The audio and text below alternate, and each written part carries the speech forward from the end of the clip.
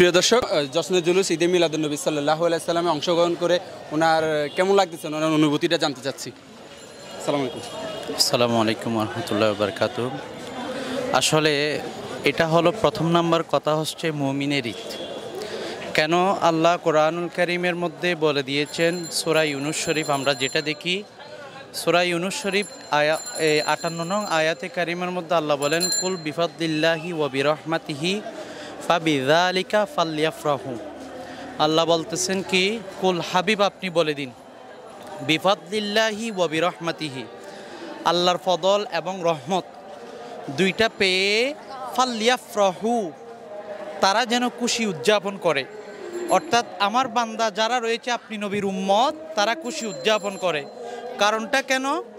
হুয়া খৈরুম মিম্মা ইয়াজমাউন। আল্লাহ বলতেছেন বান্দা যা কামাই করেছে দুনিয়ার মধ্যে, আমরা মা পেয়েছি এটাও নিয়ামত, বাবা পেয়েছি এটাও নিয়ামত, ধন দৌলত এগুলো নিয়ামত, কিন্তু এগুলো দুনিয়ার মধ্যে। পরকালের মধ্যে নামাজ, রোজা, হজ, জাকাত যা কিছু বলি না কেন, এগুলো যদি আমরা দেখতে চাই এগুলো আমাদের জন্য নিয়ামত। আর এই নিয়ামতের মূল হলেন আমাদের নবী মুহাম্মদুর রাসূলুল্লাহ সাল্লাল্লাহু তাআলা আলাইহি ওয়াসাল্লাম। কারণ রসুল যদি না আসতো আমরা নামাজ পেতাম না, রসুল যদি না আসতো আমরা রোজা পেতাম না, রসুল যদি না আসতো আমরা হজ পেতাম না, জাকাত পেতাম না। এত কিছুই নিয়ামতের আধার হচ্ছেন আমাদের নবী। আর স্বাভাবিকভাবে আপনারাও প্রত্যেকেই জানেন যে ইবলিস শয়তান একদিন নাখোশ ছিল, 4টা বার সে কান্নাকাটি করেছিল।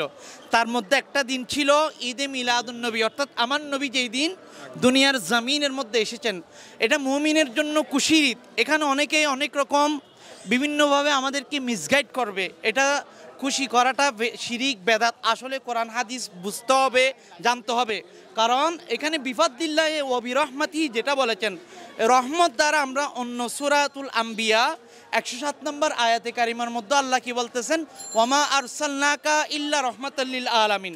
আল্লাহ বলতেছেন আমি গোটা কায়নাতের রব আর গোটা কায়নাতের রসুল, এই রহমত হলো আমার নবী মুস্তাফা সাল্লাল্লাহু তাআলা আলাইহি ওয়াসাল্লাম। তো সেই নবীকে পেয়ে আল্লাহ বলেছেন বান্দা তোমরা খুশি উদযাপন করো। তো আমরা মুমিনরাই খুশি উদযাপন করি। সেখানে যারা মুনাফিক নামদারি কিছু মুসলমান আছে, মুনাফিক আছে, তাদের এটা গায়ে লাগবে, স্বাভাবিক। এখানে আমাদের মাথা ব্যথা করার বা চিন্তা করার কোনো কারণ আছে বলে আমরা দেখতেছি না। ভালো থাকবেন। আসসালামু আলাইকুম ওয়া রাহমাতুল্লাহি ওয়া বারাকাতুহু। অসংখ্য ধন্যবাদ সময় দিয়ে।